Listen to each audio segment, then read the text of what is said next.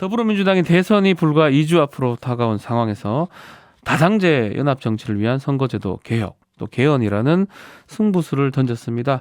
자, 관련 법안이 발의가 됐는데요. 과연 어떤 효과를 거두게 될까요? 국회 정치개혁특별위원회 간사를 맡고 있는 더불어민주당 김영배 최고위원 연결해서 정치개혁안과 대선 현안 몇 가지 바로 짚어보도록 하겠습니다. 자, 의원님 나와 계시죠? 네, 안녕하세요. 네. 김영배입니다. 자, 어제 발표한 국민통합을 위한 정치개혁안 주요 내용부터 먼저 좀 간략하게 소개 부탁드리겠습니다. 네, 이제 무한정쟁과 발목 잡기로 일관되고 있는 이런 낡은 기득권 정치를 청산하고 네. 다당제 연합 정치를 통해서 국민통합정부를 구성하자 뭐 이런 이제 골자인데요. 크게 세 가지입니다. 네. 첫 번째는 책임 총리 제도를 실제로 하자라고 하는 것이고요. 그래서 그것을 위해서 총리의 인사 제청 권한을 실제로 하는 법을 만들고요. 국무위원 정부로 전환을 이루자. 그리고 여야정 정책 협력을 제도화하자. 뭐 이런 내용을 포함하고 있고요. 네. 두 번째로는 국민통합국회를 위해서 네. 다당제가 가능하도록 선거 비례성을 강화하고 위성정당을 금지하는 등의 이제 내용이 포함이 되어 있습니다. 그 중에서도 다가오는 지방선거에서 기초의원 정수를 최소 3인 이상 해서 다당제를 실질적으로 시험을 하자 이런 이제 제안을 담은 내용을 어제 제가 대표 발의했고요. 네. 마지막으로 세 번째로 이제 국민통합 개헌을 통해서 4년 중인제 개헌과 결선투표제 도입 그리고 이제 감사원의 국회의관 등을 포함한 대통령과 국회의 협력 정치가 가능한 그런 개헌을 하자라고 하는 내용이 이제 포함되어 있습니다. 자, 그 법안을 바로 이제 의원님께서 발의를 하셨어요.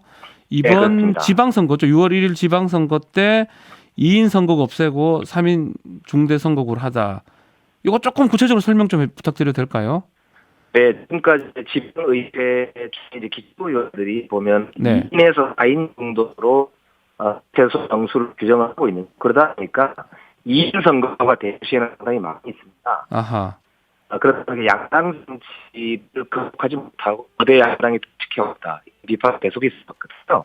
자, 의원님 지금 네. 전화 상태가 조금 안 좋습니다. 저희가 네. 다시 끊었다 다시 연결을 해도 될까요?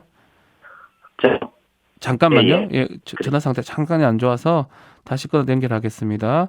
다시 한 번 더 여쭤뵙겠습니다. 자, 의원님. 네네. 아, 이제 전화가 좀 괜찮습니다. 요 네네. 질문 드려볼게요. 그 국회의원 선거는 빠져버렸어요. 송영길 대표 발언 보니까. 예. 그 이유가 국회의원 뭡니까? 선거제도의 비례성과 등가성을 높이기 위한 제도 방안 중에요. 연동형 비례제와 네. 그리고 이제 권역별 비례대표제 등이 이제 논의돼 왔는데요. 네. 그중에서 중대선거구제 같은 경우는 쟁점들이 좀 있습니다. 그 중에서도 이게 이제 중진들에게 상당히 유리한 선거제도다. 그래서 오히려 기득권 정치를 오히려 강화할 가능성이 있다라고 하는 비판도 있고요. 예. 그다음에 이게 이제 우리 비례성을 높이기보다는 지역구가 오히려 강화된다. 또 이런 이제 당내 비판 목소리도 있어서 이것은 좀 제 정당들 간에 충분한 협의가 좀 필요한 내용이어서 비례성을 강화하고 등가성을 높이는 방향의 원칙에 합의한다면 향후 협의를 통해서 충분히 논의가 가능하다는 차원에서 일단 좀 쓸데없는 쟁점은 없애자 이런 취지에서 뺀 것이지 하지 않겠다는 말씀은 아니라는 말씀 드리고요. 추후 논의하겠다. 예. 예, 그렇습니다. 큰 틀에서 국회의원 선거제도가 어쨌든 생산적 정치를 위한 국민 닮은 정치 제도를 만들자는 차원에서 다양성을 보장한다면 네. 저희들은 제도 설계에서는 열려 있다 이런 말씀을 드리겠습니다. 자, 연동형 비례대표제 이거 얘기를 하지 않을 수가 없는데 네네. 지난 21대 총선 때 위성정당 더불어시민당을 민주당이 만든 거잖아요. 예, 그 점에 대해서 어제 이제 와서 뭐 이걸 하시냐 비판들이 꽤 있어요. 네, 뭐 반성적 차원의 말씀을 전제로 해서 어제 말씀을 드렸고요. 네. 이제까지 양당이 기득권 정치에 편승해 왔다는 점에 대해서도 저희들부터 뼈를 깎는 그런 자성을 하겠다 이런 자세다라는 말씀을 거듭 드리면서 네.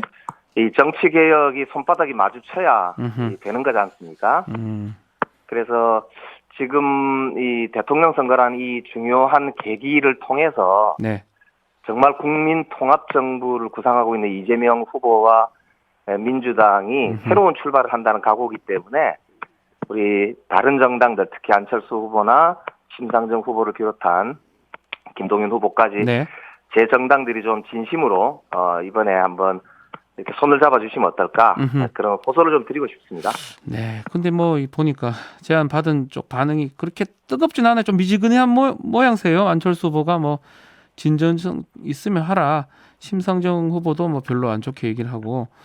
네, 물론 신뢰가 이제 전제가 돼야 될 텐데요. 예, 예. 그래서 제가 어제 정개특위 간사로서 기초의원부터 다당제를 보장할 수 있는 3, 4인제 선거구제 이걸 발의를 한 바 있고요. 이건 반드시 저희들이 관철시키도록 그렇게 하려고 하니까요. 소위 이게 이제 현찰이 저희들이 딱 제시를 한 거고요. 네. 다른 증거들도 협의하는 대로 바로바로 아까 국무총리를 실질적으로 권한을 보장하는 문제부터 시작해서 입법들을 속속 하겠다는 말씀을 다시 드립니다. 자, 이거 어쩌면 제가 이런 말씀 드리기 하지만 카드라고 볼 수도 있는데 네. 안철수 후보, 특히 안철수 후보죠. 중요한 안철수 후보랑 단일화 이 카드로 가능하다고 보시는지. 근데 저희들은 이것들이 예. 이제 이 거래 목적이나 정치적인 예. 어떤 그 단일화를 위해서 이걸 제안했다가 이렇게 저희들은 진정성을 표명하는 것이다. 이렇게 말씀드리고 싶고요. 예.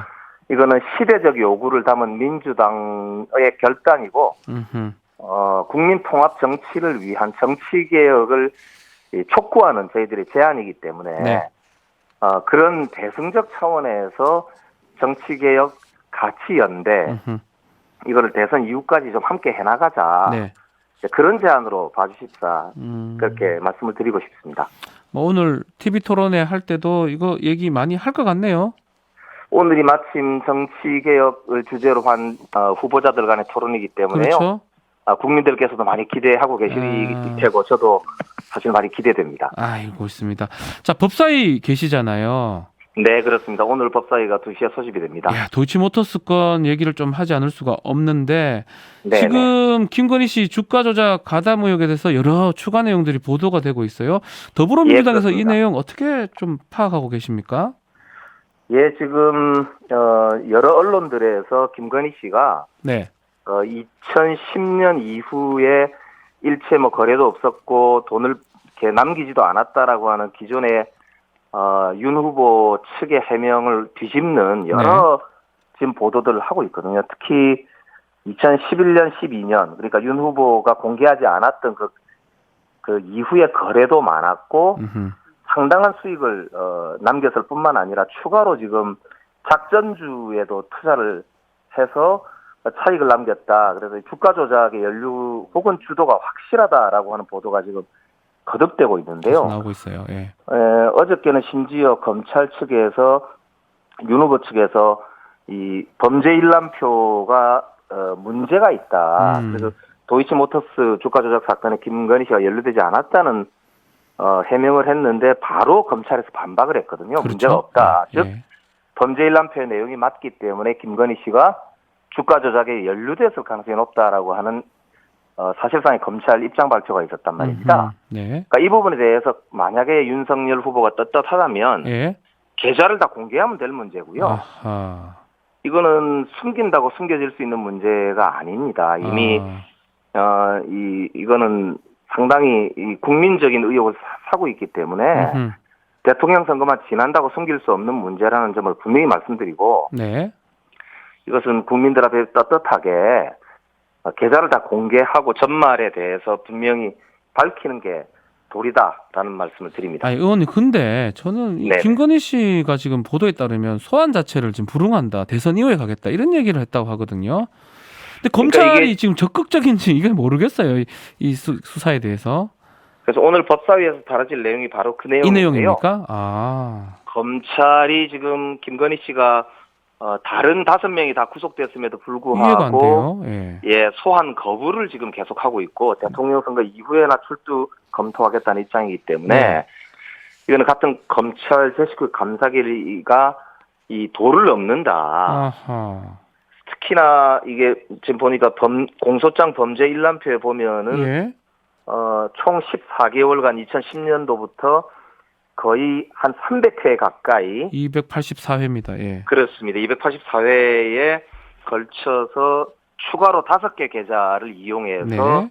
주가 조작을 했고 약 9억 원 정도의 차익을 실현했다라고 하는 보도가 있고 그뿐만 아니라 윤석열 후보가 그동안하고는 다르게 전화로 이 이정필이라고 하는 네. 그 선수 소위 선수 주가 조작 선수. 선수한테 예. 그 전화로 이렇게 주문할 수 있는 권한을 양도했었다라는 말도 지난번에 그 관훈 토론인가요? 거기서 했을 정도로 자기 당의 입장문과도 또 다르게 계속 입장 번복이 이루어지고 있으면서 의혹을 계속 키우고 있거든요. 이런 네. 상태에서 직접 당사자가 검찰에 당당히 출석해서 조사를 받을 수 있도록 검찰이 이거는 즉각적으로 수사를 하는 게 그렇죠. 국민적 의혹도 밝힐 뿐만 아니라 이런 이제 주가 조작 범죄를 다시는 우리 국민들에게 피해를 입히지 않도록 한다는 경종을 울리는 차원에서 저는 단호하게 이루어져야 된다. 이런 말씀 거듭 드리겠습니다. 자, 의원님 뭐 시간이 지금 거의 다 됐는데 국민의힘 네네. 공정 변경해달라고 요청을 하던데 그거는 어떻게 보십니까? 네, 다시 한번요. 국민의힘이 공장 변경 해달라고. 공소장 변경이요? 네. 그것은 어제 검찰에서 분명히 밝혔지만 네, 아니다. 범죄 일람표가 잘못된 게 없다. 다만 이거는 재판이 진행되는 문제이기 때문에 네. 구체적으로 확인해 줄 수 없다라고만 이야기했지. 알겠습니다. 검찰이 명백하게 범죄장 공소장에 나와 있는 범죄 일람표에 알겠습니다. 문제가 없다라는 입장을 밝혔다는 점 분명히 말씀 올립니다. 자, 여기까지 말씀드려야 될 것 같습니다. 감사합니다. 네, 고맙습니다. 지금까지 더불어민주당 김영배 최고위원과 함께 말씀 나눴습니다.